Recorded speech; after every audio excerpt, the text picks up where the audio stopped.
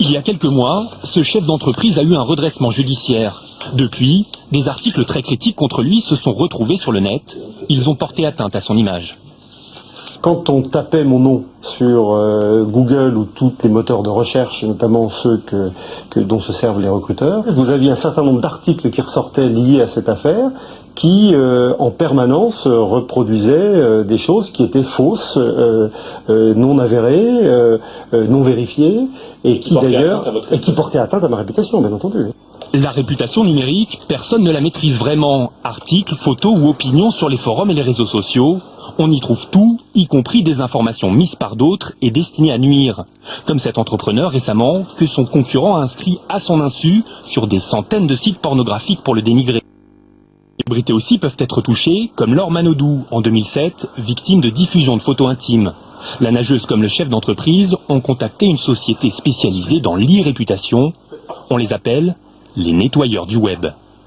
Là, c'est une salle dédiée aux juristes. Juristes, spécialistes du marketing, webmaster, ici une quinzaine de personnes veillent sur la notoriété numérique des clients.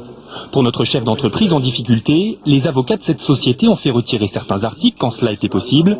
Surtout, ils ont créé plusieurs sites qui lui sont entièrement dédiés. Son CV, c'est hobby pour 2000 €. Nous avons créé un blog, nous l'avons inscrit sur certains réseaux sociaux, nous avons déposé des photos de lui pour que, quand on tape son nom dans Google, on trouve des informations actuelles.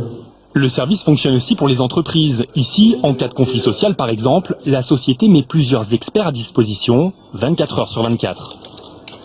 L'idée, c'est de faire venir le client le plus rapidement possible et qu'ensemble, on arrive à comprendre dans un premier temps la crise pour proposer une réponse.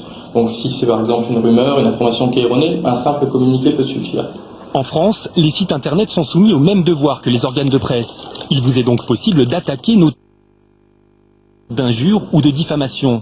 Dès le hall d'entrée de ce cabinet d'avocats spécialisé, avec ses statuts en annonce la couleur, oui, on peut rester un profil anonyme sans visage sur la toile, mais il faut agir vite. Le problème sur le net, indépendamment de la sanction, c'est que au bout de 3 mois, vous ne pouvez plus agir en diffamation. C'est 3 mois à compter de la première publication. Et donc, non seulement en matière de réputation, il faut réagir, mais il faut aussi surveiller.